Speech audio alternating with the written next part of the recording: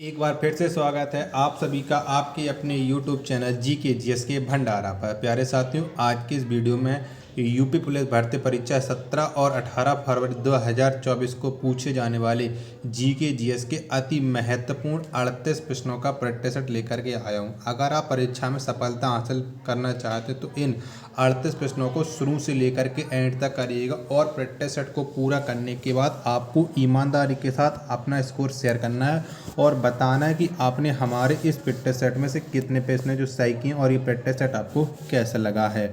क्योंकि मैंने ये प्रैक्टिस सेट 17 और 18 फरवरी 2024 को ध्यान में रखते हुए बनाया है और इसमें हर एक प्रश्न है जो आपकी परीक्षा में आपको देखने को मिल सकते हैं। तो वीडियो पसंद आए तो वीडियो को एक बार लाइक कर देना।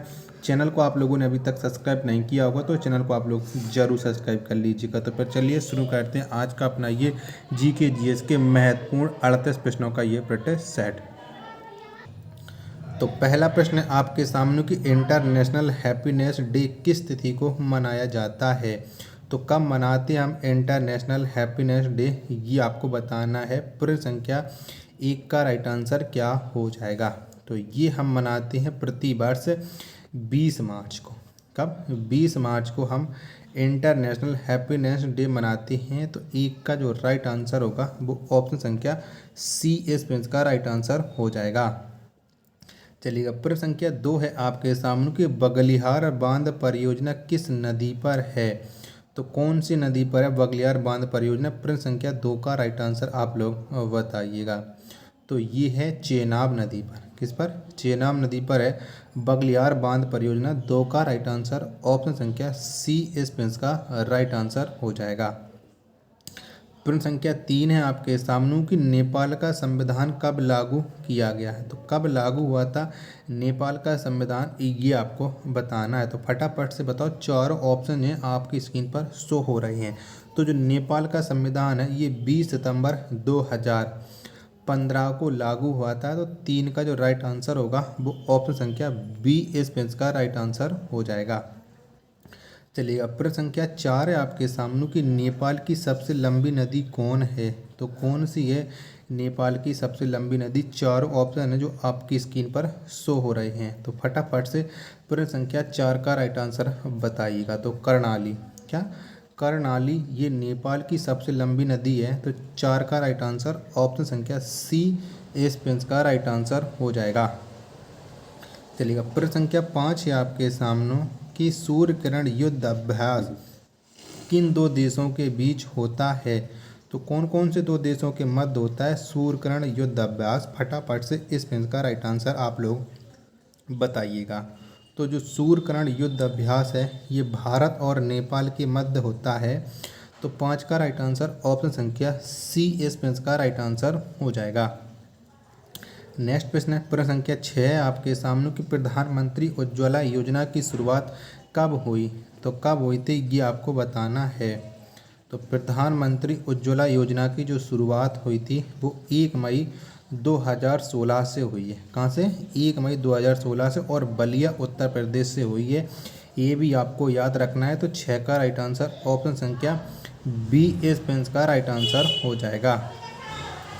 चलिएगा, प्रश्न संख्या 7 है आपके सामने कि संघ लोक सेवा आयोग किस प्रकार की संस्था है। तो ये कैसी संस्था है संघ लोक सेवा आयोग, ये आपको बताना है। तो संघ लोक सेवा आयोग ये एक संवैधानिक संस्था है। जो 7 का राइट आंसर ऑप्शन संख्या सी इस का राइट आंसर हो जाएगा।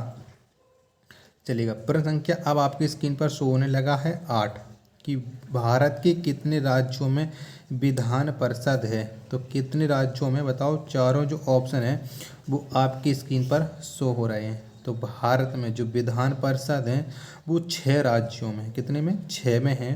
तो 8 का जो राइट आंसर होगा वो ऑप्शन संख्या बी इस का राइट आंसर हो जाएगा।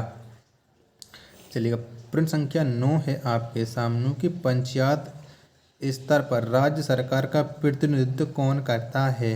तो कौन करता है बताओ।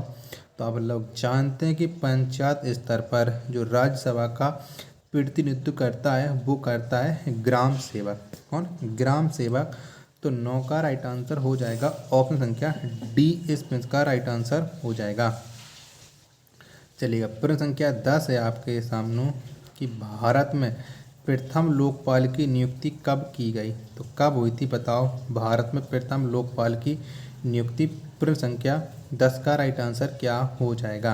तो भारत में जो प्रथम लोकपाल की नियुक्ति हुई थी वो हुई थी 2019 में। कब? तो 2019 में। तो आप लोगों का राइट आंसर आने लगा है ऑप्शन संख्या डी इस प्रश्न का राइट आंसर हो जाएगा। चलिएगा, प्रश्न संख्या 11 है आपके सामने कि कजाकिस्तान की राजधानी कहाँ पर स्थित है। मतलब आपको कजाकिस्तान की राजधानी बताना है कि कौन सी है कजाकिस्तान की राजधानी। प्रश्न संख्या 11 का राइट आंसर क्या हो जाएगा। तो कजाकिस्तान की जो राजधानी है वो है नूर सुल्तान। कौन? नूर सुल्तान। 11 का आंसर हो जाएगा ऑप्शन संख्या बी इस प्रश्न का राइट आंसर हो जाएगा। चलिएगा, प्रश्न संख्या 12 है आपके सामने कि राजा मिहिर भोज किस राजवंश से था। यानी कौन से राजवंश से थे राजा मिहिर भोज। तो जो राजा मिहिर भोज है ये गुर्जर प्रतिहार वंश से थे। किससे? गुर्जर प्रतिहार से। तो 12 का राइट आंसर ऑप्शन संख्या ई इस प्रश्न का राइट आंसर हो जाएगा। चलिएगा, प्रश्न संख्या 13 है आपके सामने कि सैयद वंश का संस्थापक कौन था।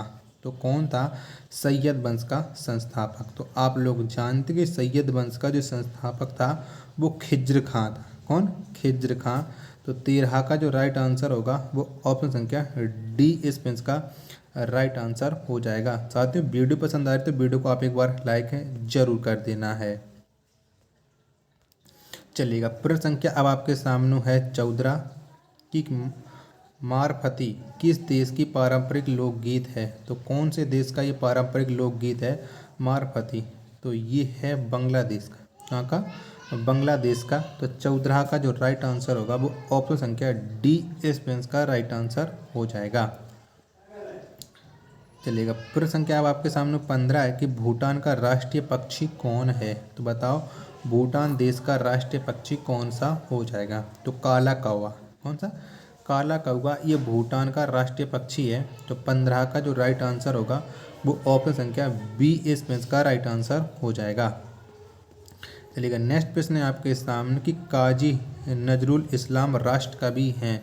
तो ये कौन से देश के राष्ट्र कवि हैं काजी नजरुल इस्लाम, ये आपको बताना है। प्रश्न संख्या 16 का राइट आंसर क्या हो जाएगा। तो जो काजी नजरुल इस्लाम हैं ये राष्ट्र कवि हैं बांग्लादेश। कहाँ के हैं? बांग्लादेश के। तो 16 का राइट आंसर हो जाएगा ऑप्शन संख्या सी इस प्रश्न का राइट आंसर हो जाएगा। प्रश्न संख्या 17 है आपके सामने केडियम किस देश की नृत्य शैली है। तो ये कौन से देश की नृत्य शैली है केंडियन, ये आपको बताना है। तो ये है श्रीलंका की। कहाँ की? श्रीलंका की नृत्य शैली है। 17 का राइट आंसर हो जाएगा ऑप्शन संख्या सी इस प्रश्न का राइट आंसर हो जाएगा।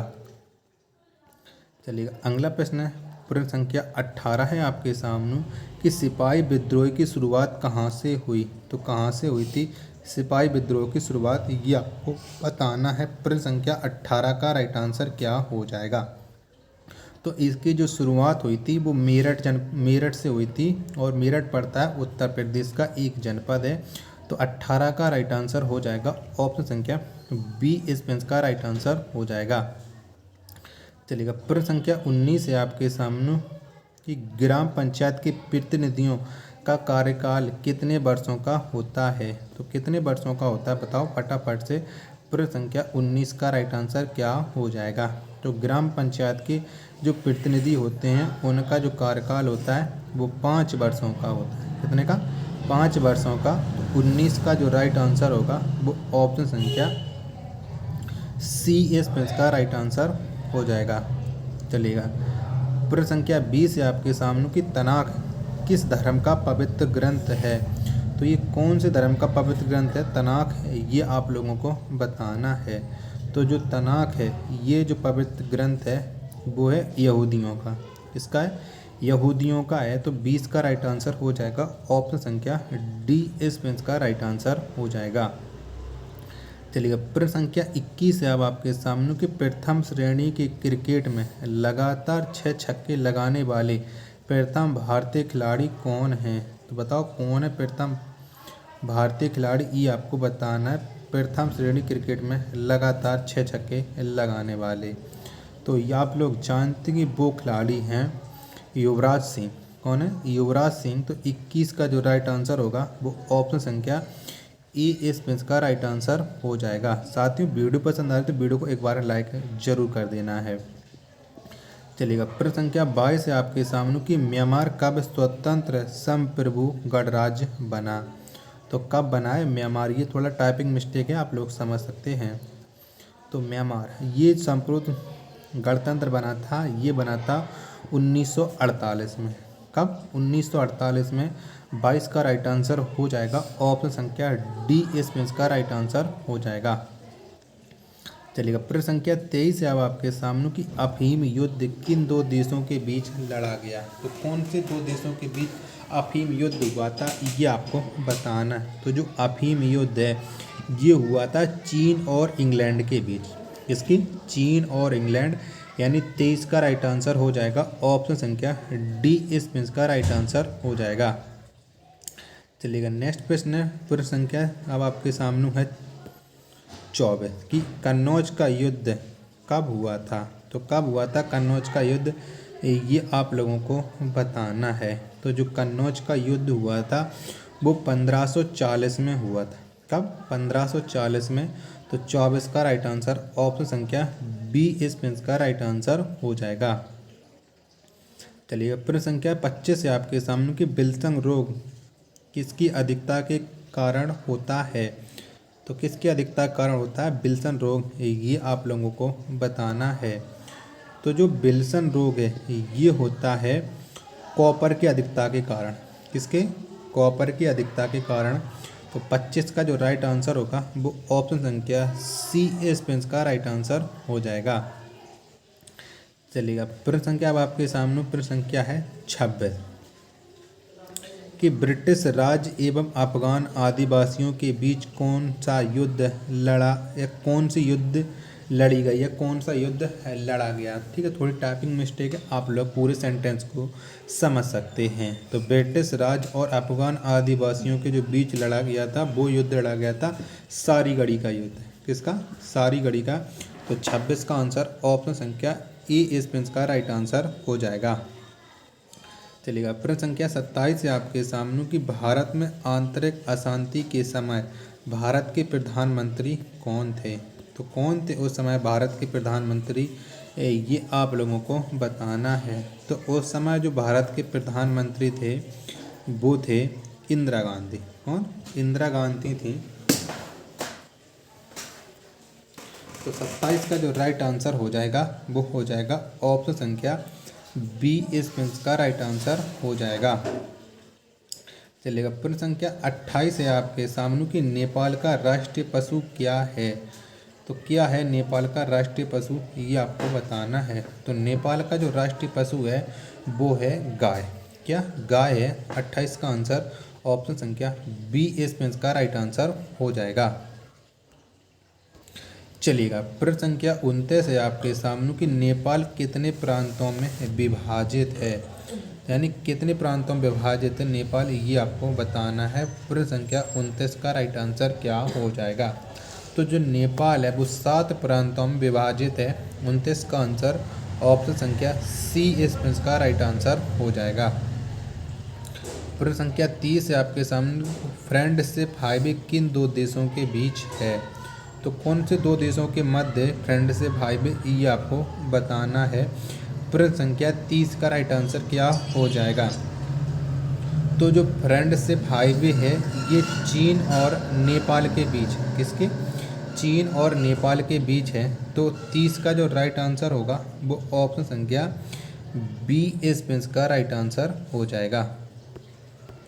चलिएगा, अगला प्रश्न है आपके सामने प्रश्न संख्या 31 है कि भारत श्रीलंका के बीच कौन सा युद्ध अभ्यास होता है।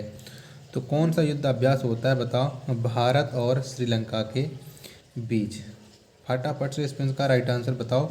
चारों जो ऑप्शन हैं वो आपकी स्क्रीन पर शो हो रहे हैं। तो आप लोग जानते हैं कि भारत और श्रीलंका के बीच जो युद्ध अभ्यास होता है वो मित्र शक्ति होता है, यानी 31 का जो राइट आंसर होगा वो ऑप्शन संख्या बी इस प्रश्न का राइट आंसर हो जाएगा। चलिएगा अगला प्रश्न है प्रश्न संख्या 32 है आपके सामने कि बांग्लादेश की सबसे लंबी नदी कौन है। तो कौन सी है बांग्लादेश की सबसे लंबी नदी? प्रश्न संख्या 32 का राइट आंसर क्या हो जाएगा? तो बांग्लादेश की जो सबसे लंबी नदी है वो आप जानते हैं कि वो उसका नाम है सूरमा। क्या सूरमा है? तो प्रश्न संख्या जो 32 है इसका जो राइट आंसर होगा वो ऑप्शन संख्या डी इस प्रश्न का राइट आंसर हो जाएगा। चलिएगा प्रश्न संख्या 33 है आपके सामने कि श्रीलंका की सबसे लंबी नदी कौन सी है। बताओ श्रीलंका की सबसे लंबी नदी कौन सी है? प्रश्न संख्या 33 का राइट आंसर क्या हो जाएगा? तो महाबेली गंगा। क्या महाबेली गंगा ये श्रीलंका की सबसे लंबी नदी है। प्रश्न संख्या 33 का जो राइट आंसर होगा वो ऑप्शन संख्या सी इस प्रश्न का राइट आंसर हो जाएगा।